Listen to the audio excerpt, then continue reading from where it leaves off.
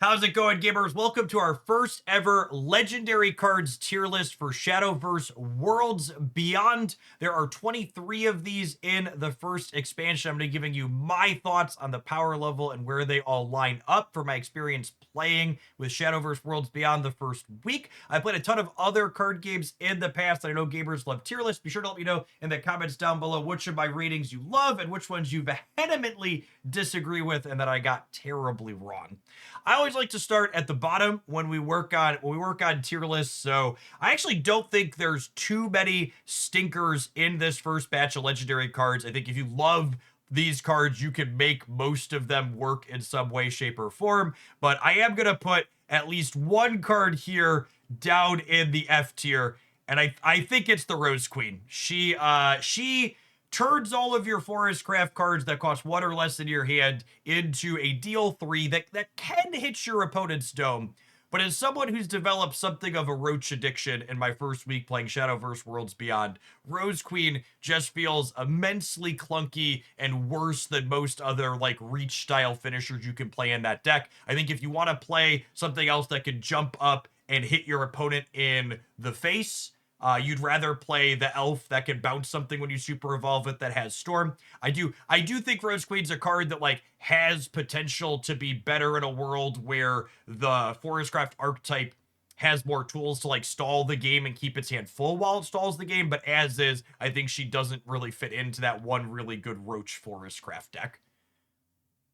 What's the other one? I honestly don't think I would put anything else in these legendaries into the F tier. I think the rest of these all fit into various decks in pretty solid spots. Let's rate someone who I think is pretty solid here. I think our Dragon Lady with Storm here. Very solid Dragoncraft card. She's a very reasonable finisher. She comes down and cracks the opponent in the face for 5 or a little bit more than that if you go ahead and use your evolve as well. But I also don't think she's necessary inside of every Dragon's deck, and there's some that are less aggressively slanted and more rampy that don't necessarily want to play her.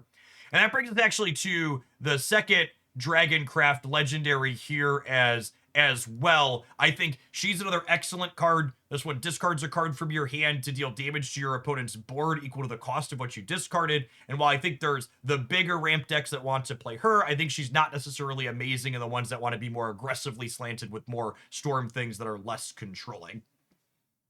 To round out our Dragoncraft legendaries, though, I think Garyu solidly belongs inside of A. I think if you're building a Dragoncraft deck, you probably want all your copies of Garyu in it, and then you probably want one of these depending on how your deck is slanted.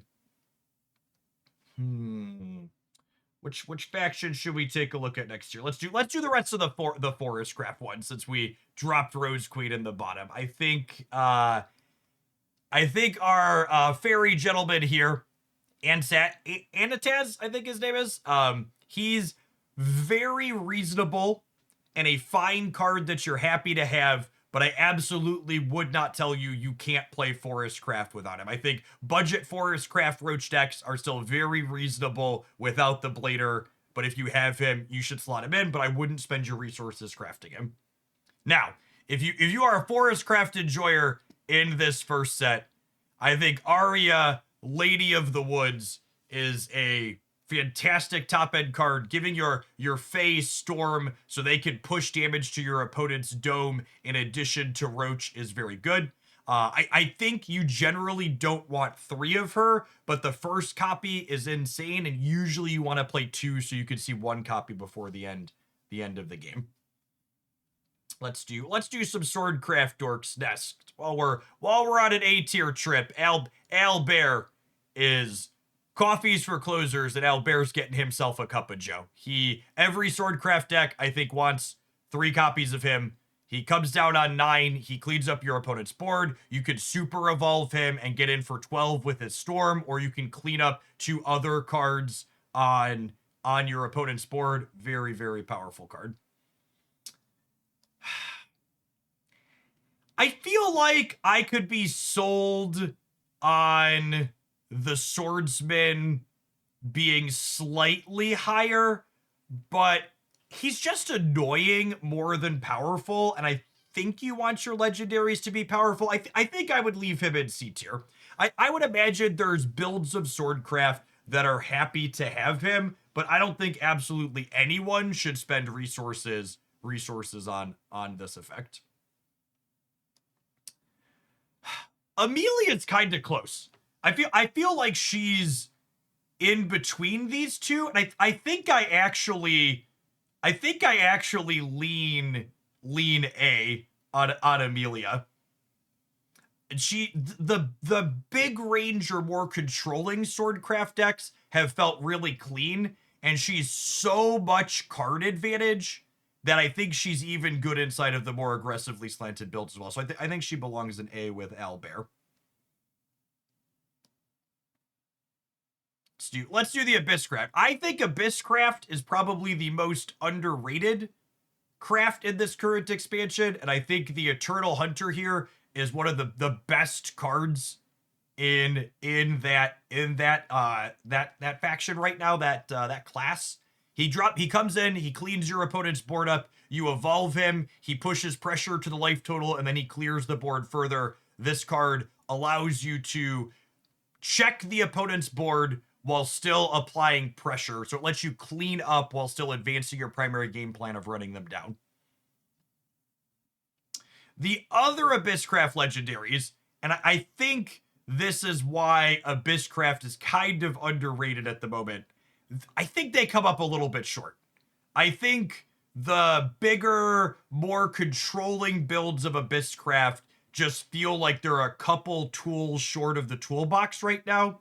And Medusa is a card that reads like a powerful effect, but she doesn't have the supporting cast around her for now, so I think I would put her in C.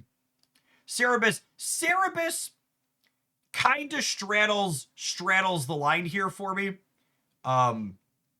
She's a little expensive, but she's also an aggressive top-end finisher, which I think is where the Abyss builds excel right now. She's a little bit awkward in that her necromancy effect conflicts with the bats that the Abyss can make, and I think the best Abyss aggressive deck leans bats. I think I'm going to settle on putting her in B, because I think if you really love the character, you could play her and not feel super bad about it, but I'm skeptical that the ideal Abysscraft decks right now that are really low to the ground want Cerebus, so I think I talked myself into putting her in C. I'm gonna say she's the best of the C tier cards so far. I'm gonna final ruling. All right, how about Havencraft? Janine is probably the best Havencraft card. She's so powerful. She is a one-sided sweeper that if you had any of your amulet cards come off that turn, she also comes into play and buffs them up. She's very good. If you want to play Havencraft, you probably want 3 Janines. She's gonna carry a lot of your games.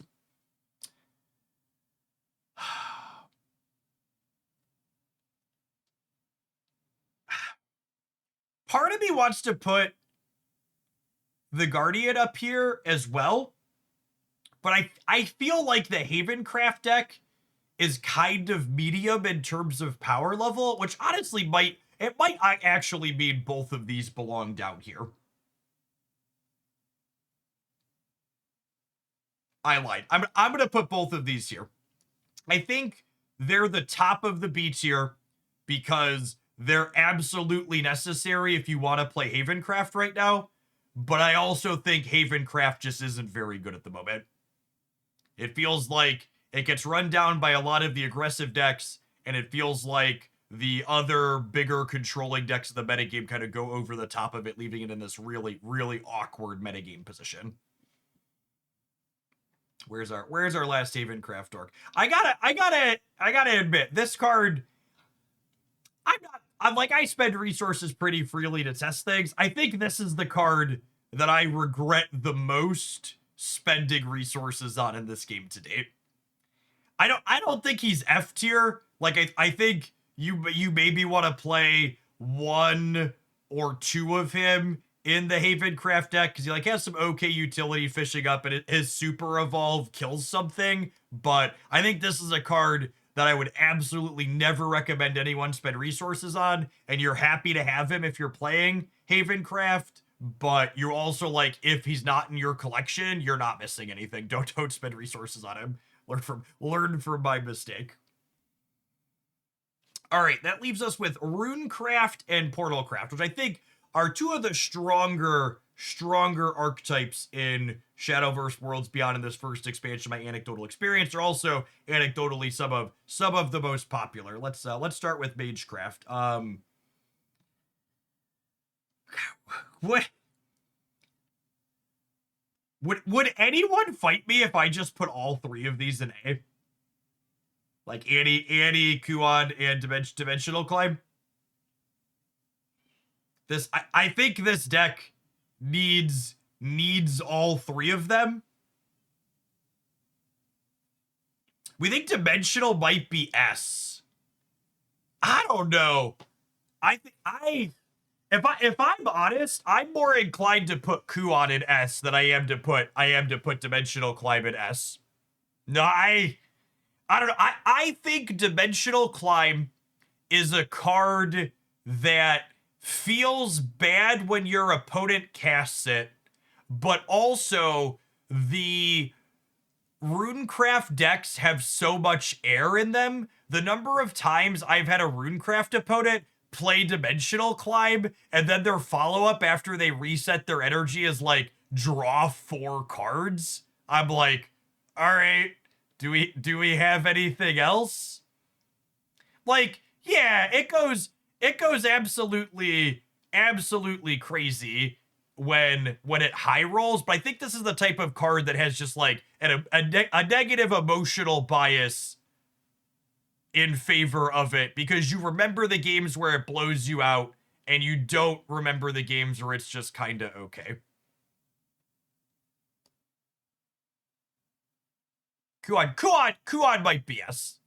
I'm gonna slide Kuon into S. He's a finisher that also stabilizes, and I think that split effect is there. And honestly, let's just put her up there too.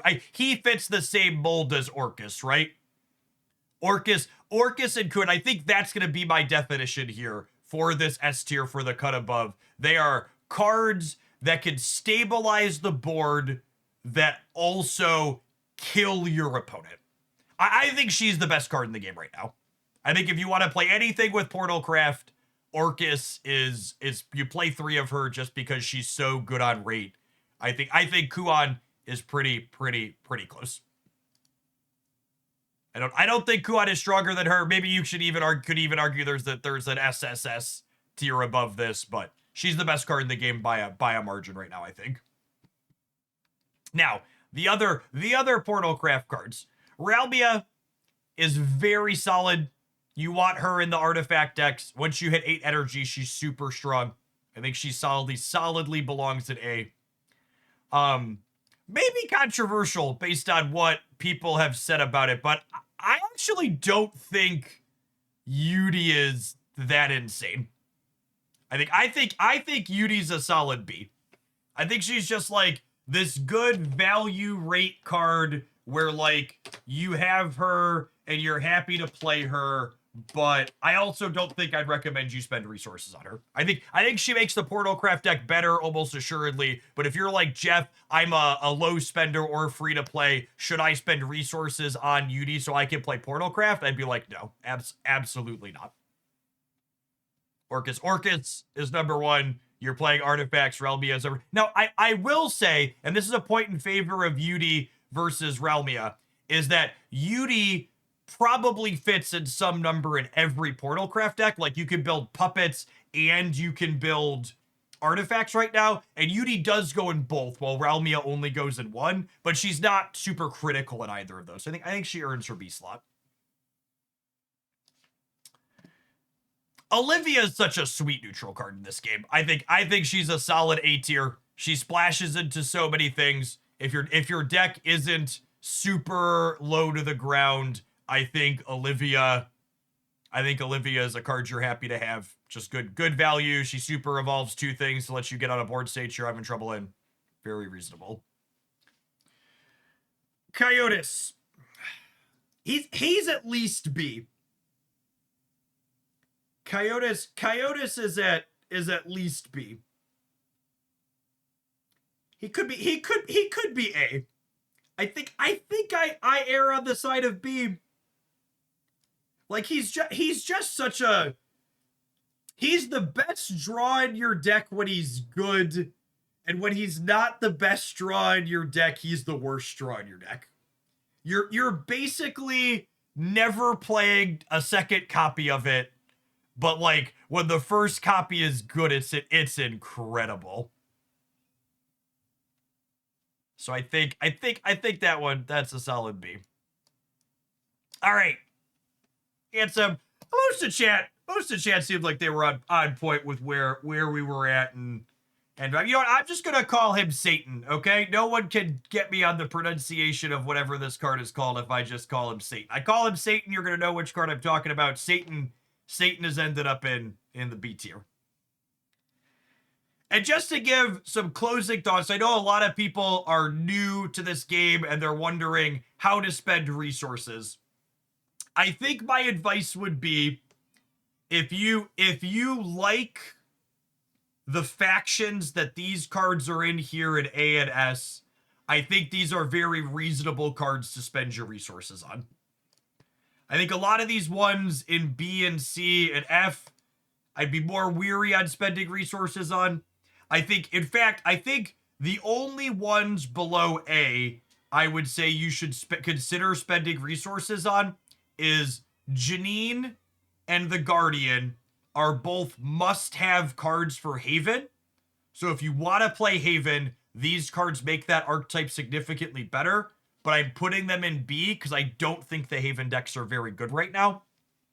And I think this one, if you're looking to play aggro dragons, Blackwing Dragoon is a really good finisher. I think she's a fine pickup for the aggressive dragons. I think most of the rest of these you could play decks that want to play these other lower tier cards without them, and those decks will still largely be fine.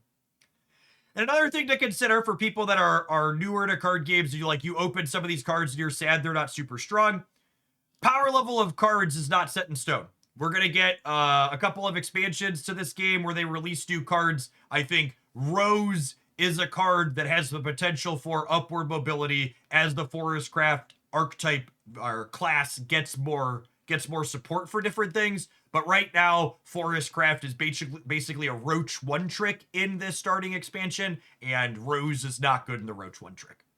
Appreciate everybody that made it all the way through to the end of the YouTube video. Make sure to smash the like button if you enjoyed my ramblings. Make sure you're subscribed to the channel if you want fantastic Shadowverse Worlds Beyond content like this and lots of deck highlights for things I'm going to be exploring and live streams. Appreciate everyone that made it all the way through to the end of the video. Hope your next pack is an excellent one.